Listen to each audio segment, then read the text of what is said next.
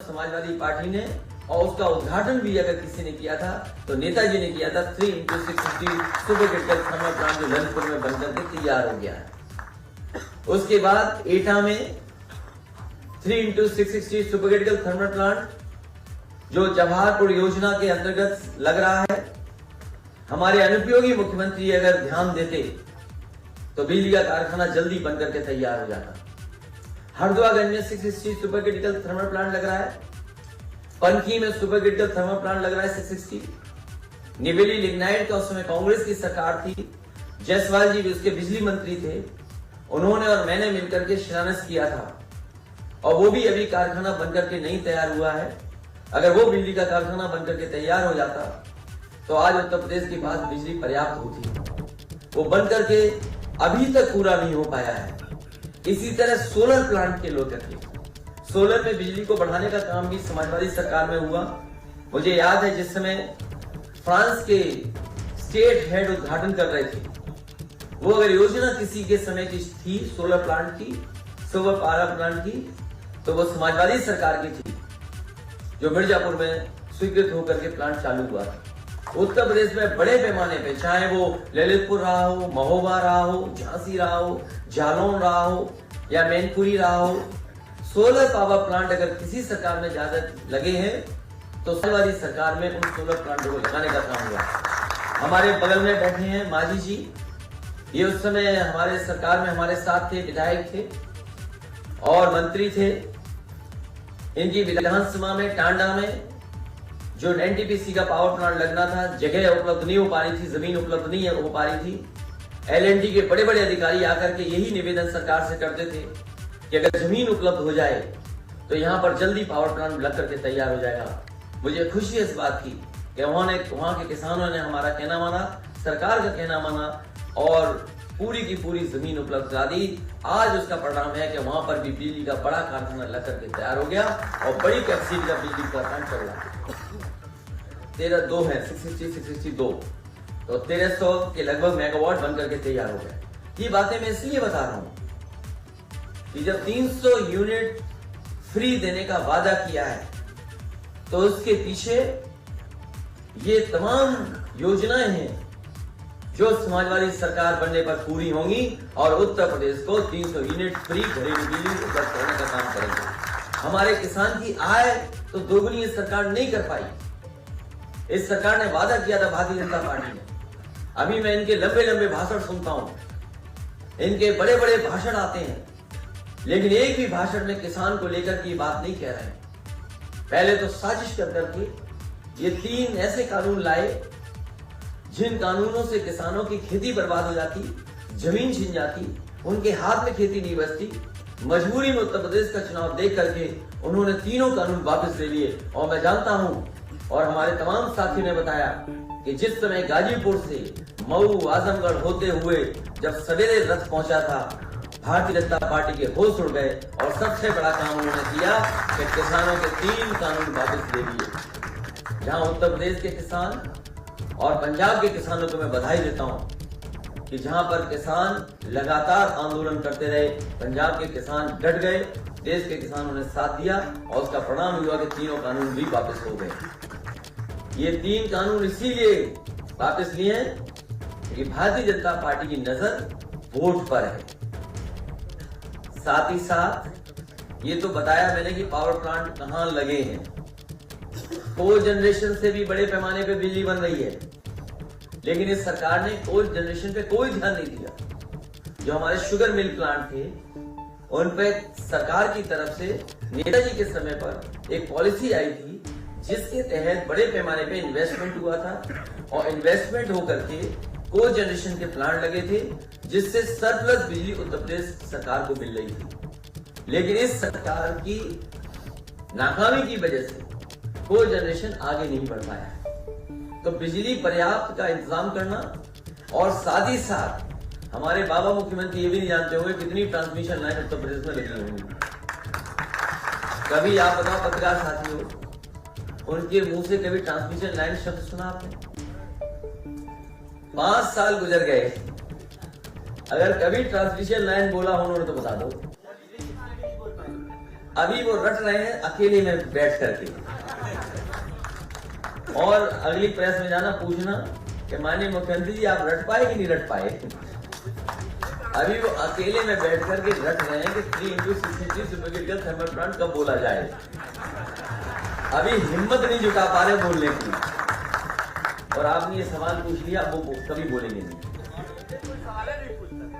और transmission line बनाई उत्तर प्रदेश में, क्योंकि पुरानी सरकार जो थी उसने शुरुआत की थी ट्रांसमिशन लाइन की, और उस ट्रांसमिशन लाइन को पूरा करने का काम पूरे देश में, अगर सबसे पहला इन्वेस्टमेंट ट्रांसमिशन लाइन में किसी में आया और उसको पूरा करने का काम अगर किसी ने किया तो समाजवादी लोगों ने करके देखा। उत्तर प्रदेश में फीडर अलग करना, फीडर सेपरेशन का काम, नए नए सबस्टेशन बनना, बिजली को अंडरग्राउंड ले जाना। मुझे याद है आजमगढ़ का सबसे पहले अंडरग्राउंड केबलिंग किया था, मऊ का भी शुरू करा दिया था, बनारस से पहले सारनाथ का सरकार से हो गया, लेकिन उस समय की भारतीय जनता पार्टी की सरकार ने कहा कि हम बनारस को भी करना चाहते हैं।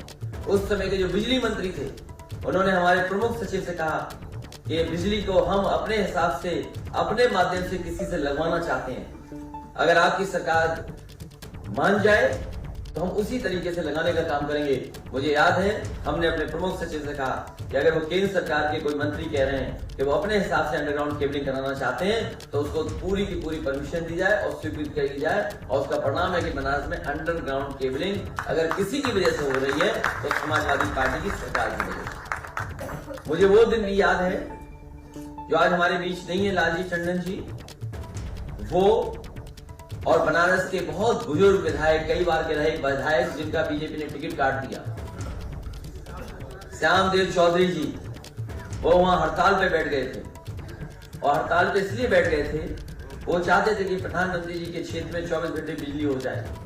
कई दिनों जब हड़ताल पे वो बैठे रहे, उस समय के जो जिलाधिकारी थे उन्होंने मुझसे फोन पे कहा कि अगर ये हड़ताल में नहीं बैठे तो हो सकता है इनकी जान चली जाए, इसलिए इनकी मांग आप मान लेंगे तो अच्छा रहेगा।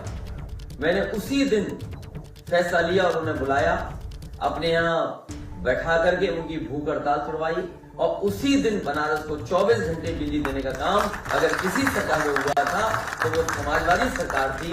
अगर मेरा कहना भारतीय जनता पार्टी के लोग नहीं मानते हैं तो उन बुजुर्ग के घर पे जाएं जिन बुजुर्ग की आपने टिकट काटी, वो कम से कम सच बता देंगे कि हाँ उनकी भूख हड़ताल की वजह से उस समय की समाजवादी सरकार ने बिजली 24 घंटे दे दी थी।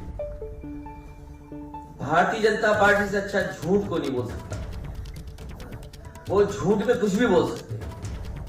इसलिए उत्तर प्रदेश की जनता इन झूठ बोलने वालों को इस बार उत्तर प्रदेश से हटाने का काम करेगी।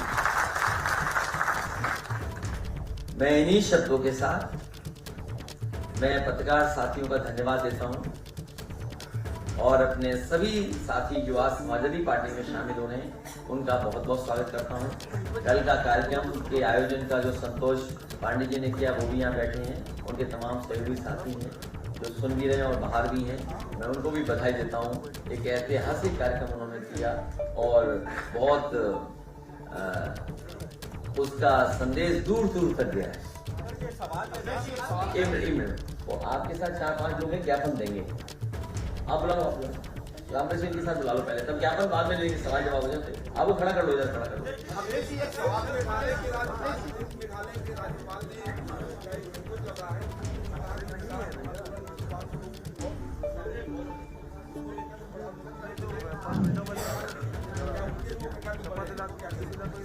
समाजवादी पार्टी ने फैसला किया था जिस समय समाजवादी सरकार बनेगी वो किसान जिनकी आंदोलन के समय पर जान गई है उन सभी किसान परिवारों को 25-25 लाख रुपए उनकी मदद करने का काम करेगी और साथ ही साथ एक किसानों के सम्मान में एक स्मारक भी बनाया जाएगा।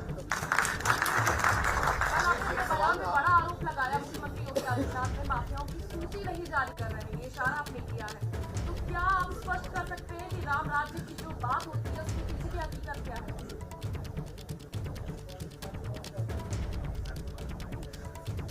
ये सवाल ऐसा है, आप नाम पढ़ते हैं कि ये माफिया किस पार्टी के तो अच्छा लगता है।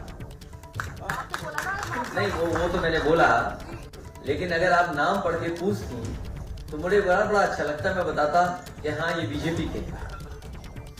और मैं फिर दोहराता हूं वो बात, अभी जो सूची आई है जिसमें विधायकों पे आरोप लगे हैं, एक रिपोर्ट आई, एरिया रिपोर्ट, उसमें सबसे ज्यादा विधायक जिन पर मुकदमे हैं वो भारतीय जनता पार्टी के नहीं।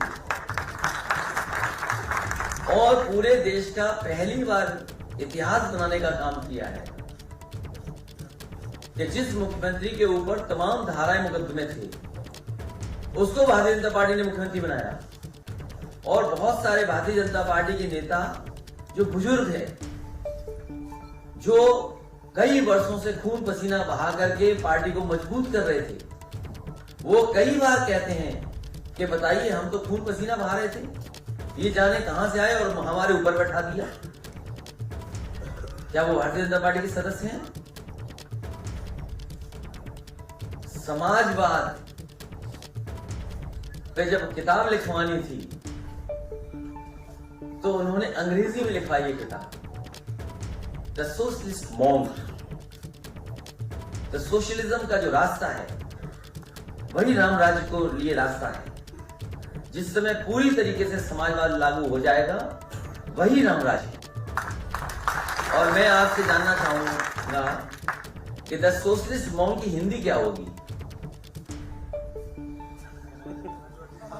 हमारी बहन जिन्होंने पूछा है हमसे सवाल, नहीं उन्हें पता है, हमारी बहन ने सवाल पूछा है हमसे राम राज्य पर, तो मैं आपसे केवल हिंदी जानना चाहता हूं कि हमारी मुख्यमंत्री जो है वो समाजवाद पे न जाने क्या क्या ज्ञान देते हैं, लेकिन जब उन्हें अपनी किताब लिखवानी थी तो उन्होंने किताब लिखवाई द सोशलिस्ट मॉन्क।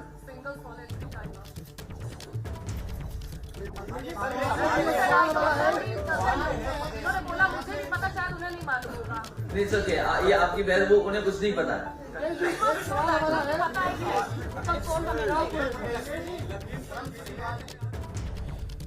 तो अखिलेश यादव को सुन रहे थे आप, प्रेस कॉन्फ्रेंस की है, बसपा और भाजपा को झटका दिया है, कई नेताओं को शामिल कराया और साथ ही तीखा हमला बोला है भाजपा सरकार पर। बोले हैं कि सरकार बनने पर 300 यूनिट बिजली फ्री देंगे और वो बिजली फ्री देने की जो योजना है वो